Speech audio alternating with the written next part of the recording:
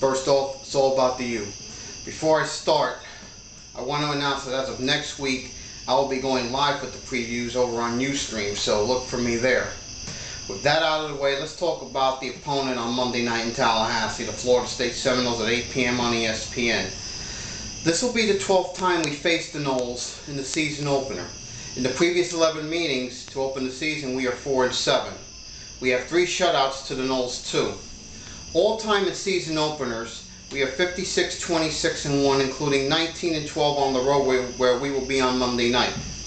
It'll be a historic night in that Jacory will be the second quarterback ever to start a season opener that came from Miami-Dade. The other time this happened, you have to go back to 1974. Kerry Baker from Edison started the opener that season against Houston and won that game 20-3 on September 21st, my birthday, by the way, in which I turned 4. That was back in '74, but that's irrelevant. Have a little sense of humor there. Anyway, in the last 6 meetings, the games have been decided by a total of 24 points, one of which going to overtime in 2004 in our first ACC game ever, in which we won 16-10 in a game delayed a couple days by Hurricane Francis. I know I was at that game. For this game, we will probably leave for Tallahassee either tomorrow night, Saturday night, or Sunday morning, and have a walkthrough at Doak before Monday night's game.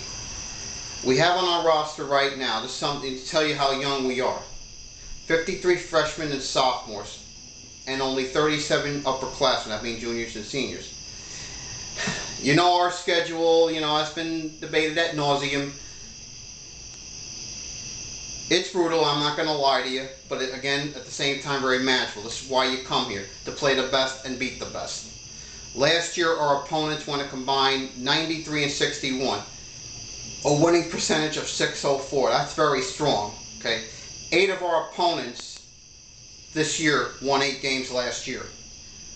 Where we're going to have a huge advantage over the suspect secondary of FSU is at the wide receiver position. We have 4 wide receivers in this game that are over 6'3" that will either start or see some action in this game. Hank and AJ 6'3", Birdie is 6'4", and Street is 6'5". We're going to spread the ball around a lot in this game, and to emphasize that, last year we had 11 guys finish with double-digit catches. AJ 31, Coop 29, and Theron with 26. We're going to have Epps in this game as to be another weapon for Jacory as well as Travis.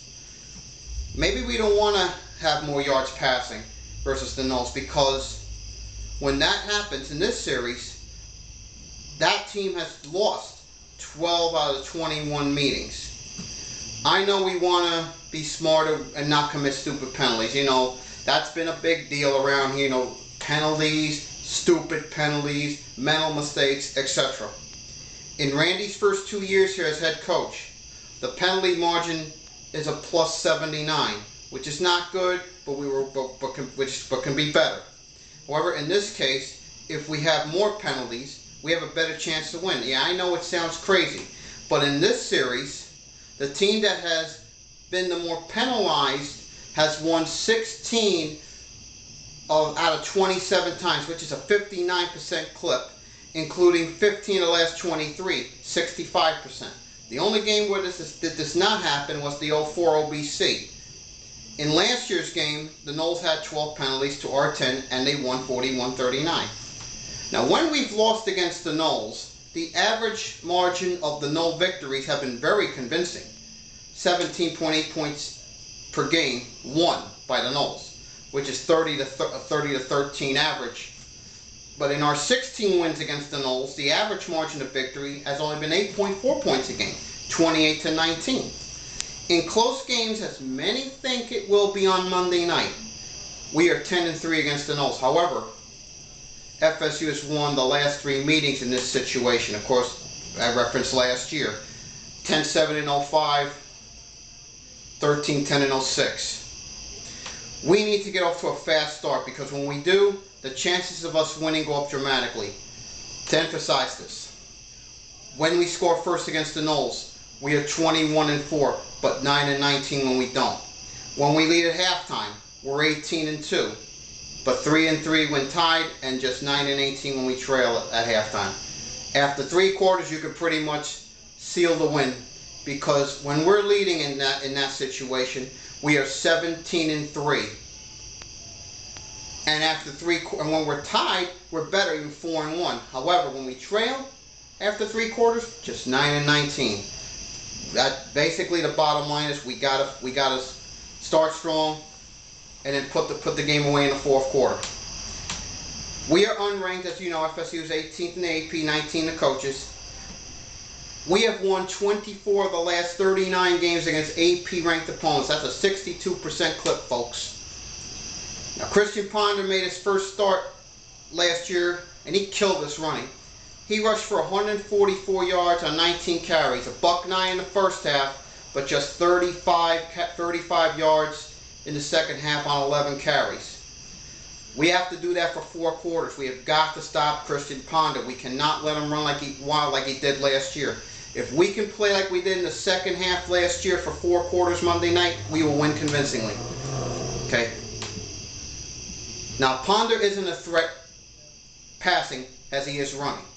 Last year, to emphasize that, 14-31, 159 yards, 1 touchdown, 2 picks. The disturbing part was that we didn't sack him. We have got to pressure Ponder in this game. We cannot let it, when he gets out of the pocket, we have to have men on him like that. We cannot let him run wild like he did on us last year.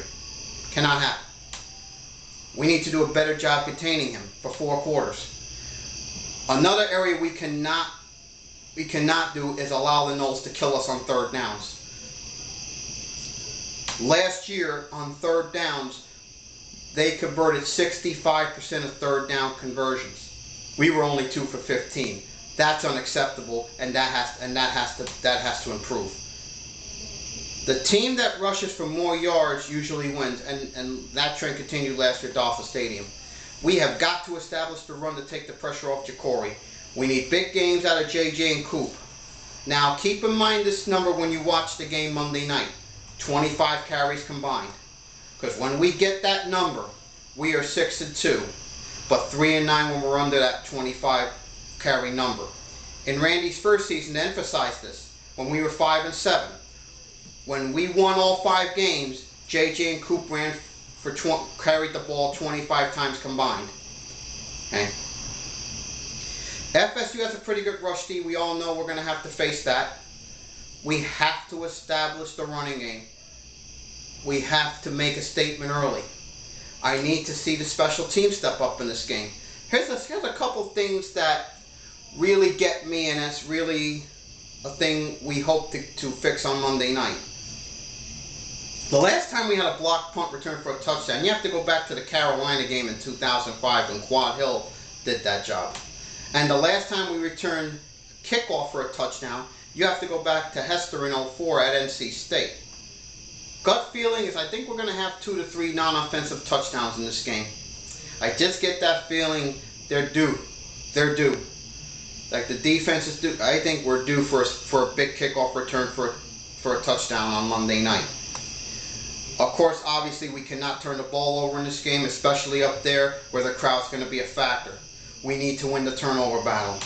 We have to go up there and make a statement early that we're going to dictate the tempo for this game and play classic Hurricanes football. Now, in closing, I want to say many people think this is going to be close. I'm not one of them. I have the funny feeling that this is going to get ugly for the Noles like 2001 when we won 49-27. Okay. We're going up there on a mission and a chip on our shoulder. Now, my fellow Canes, hopefully come late Monday night, we're going to be celebrating a convincing Canes victory. Enjoy the game Monday night. Be back Tuesday with the game wrap-up. See you then. As always, go Canes.